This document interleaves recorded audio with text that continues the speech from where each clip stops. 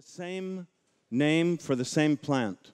It would be like calling this a building, but it's also a tent, or it's also a shelter. So it's the same thing, but different words for it. So these are the blue for tequila. This is a drawing of one of the ways the plant reproduces. Probably here in your native Greece, you have seen this, what they call in Mexico, quiote.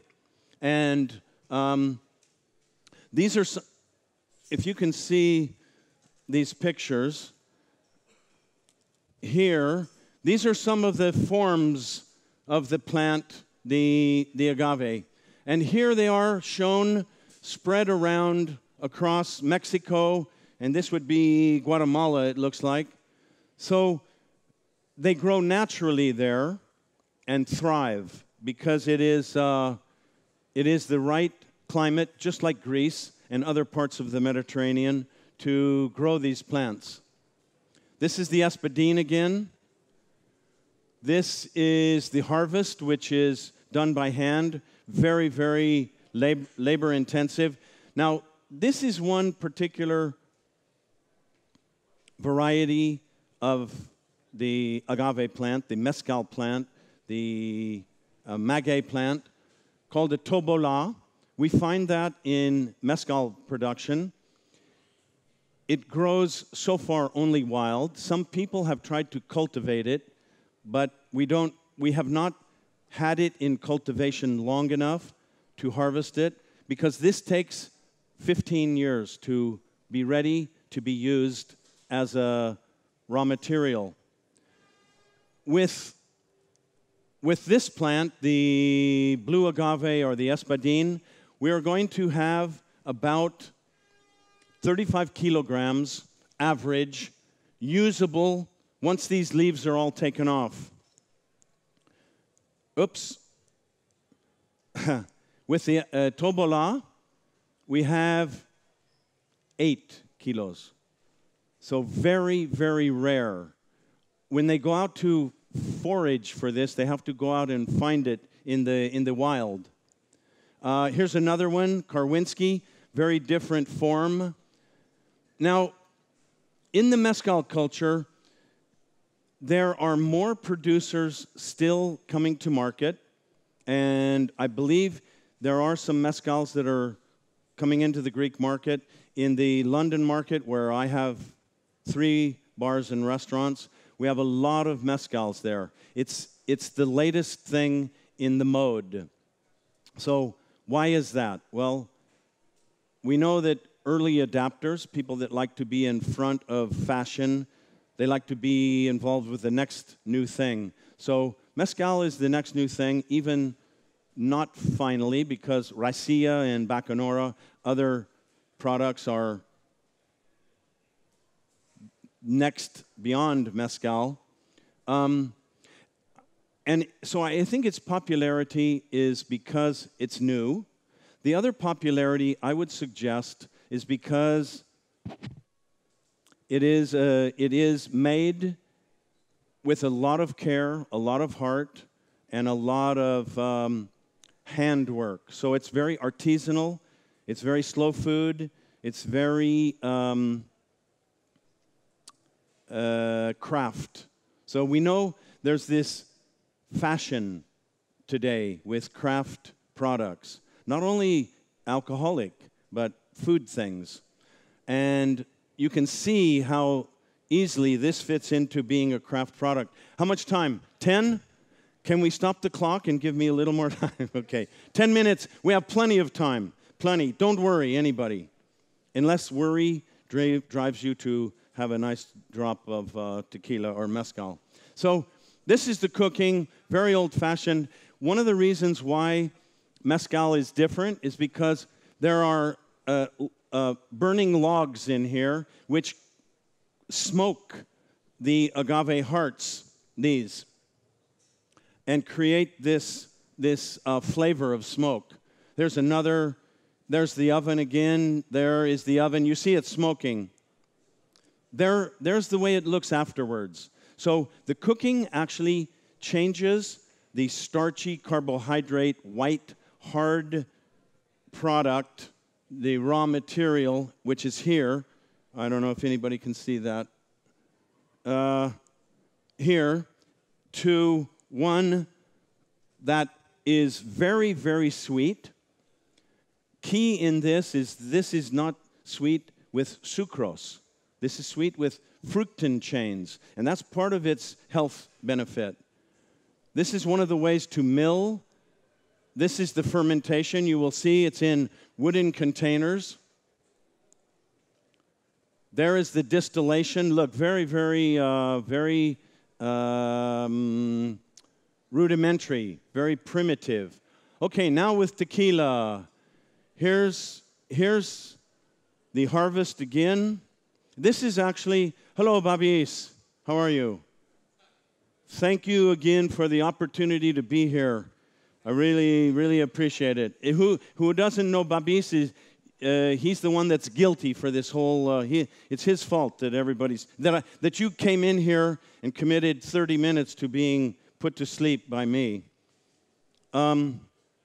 So this is actually, so besides talking to you and selling you on all agave spirits, I'm going to sell you on my brand, Ocho. And one of the reasons why I've led you through all of it about, so see, you only have the last 8 minutes, because 10 minutes are now 8. The last 8 minutes, it's going to be branded. So anybody wants to go, it won't hurt my feelings, go ahead.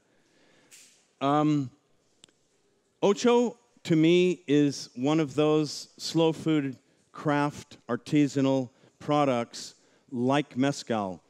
I told you I had been down in mezcal country and I had seen Faustino.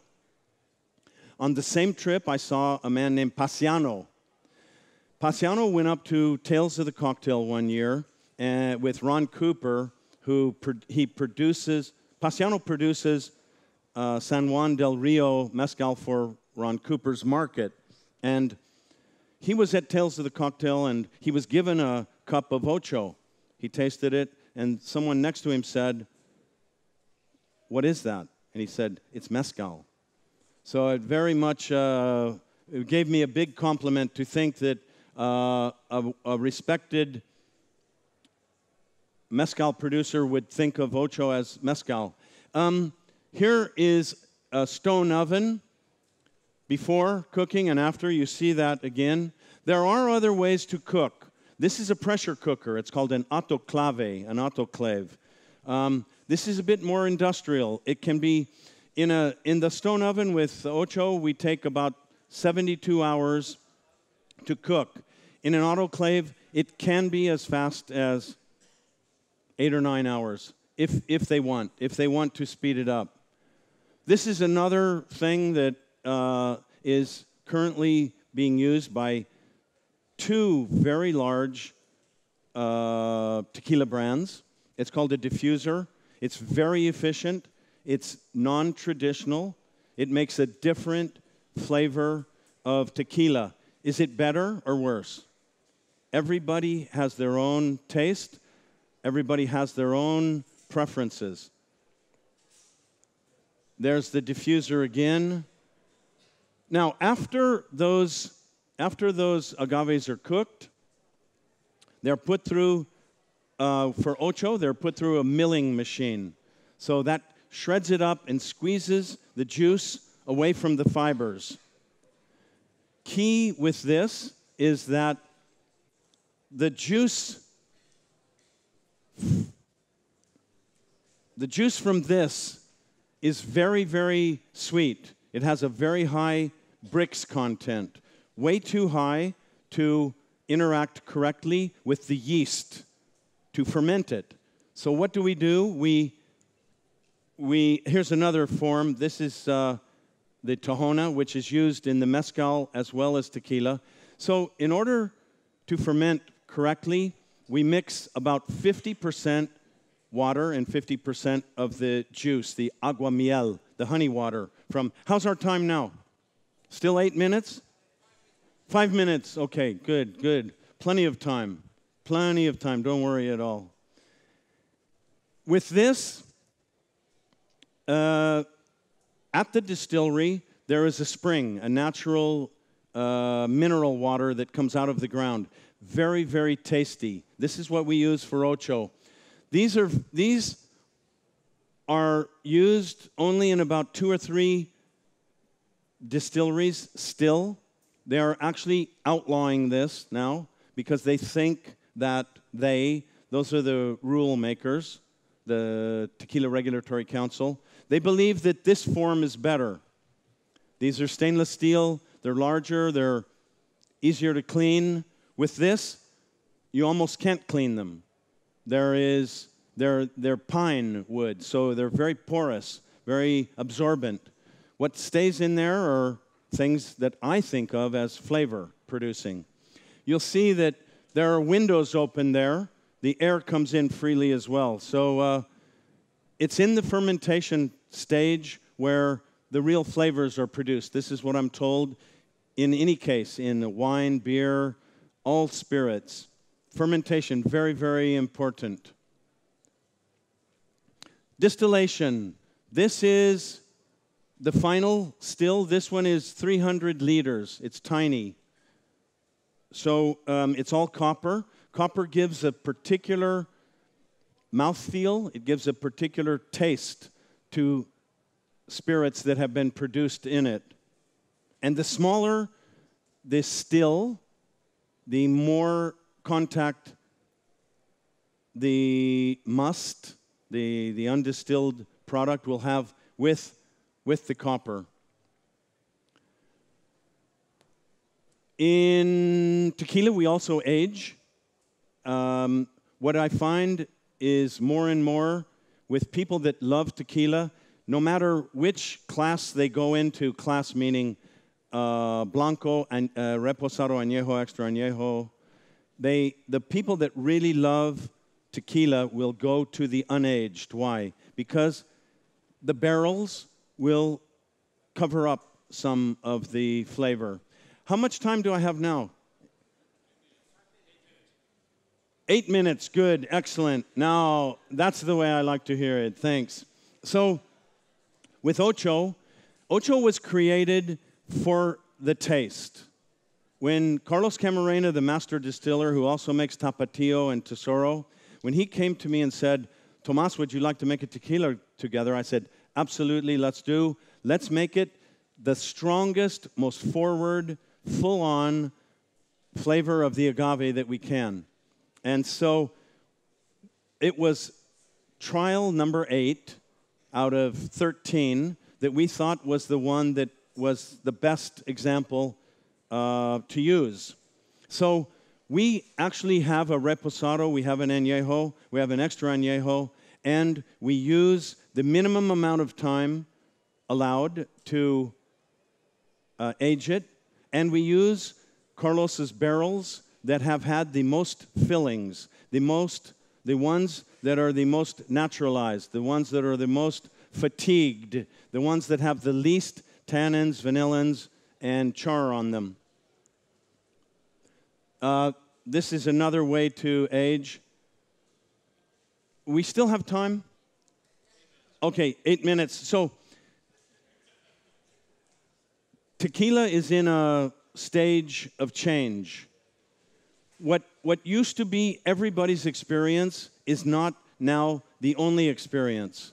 The experience of which I'm speaking is the experience of saying, oh my God, tequila, I will never do that again. I did that and I was so sick and et cetera, et cetera.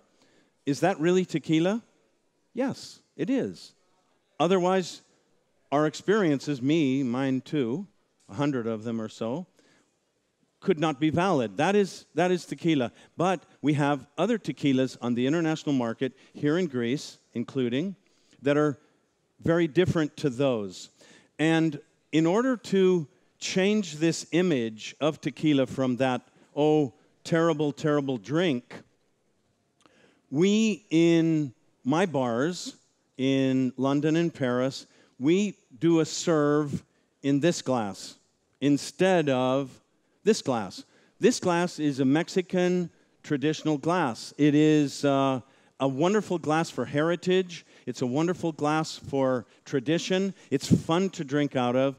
However, the shape of this glass will not flatter what's in it.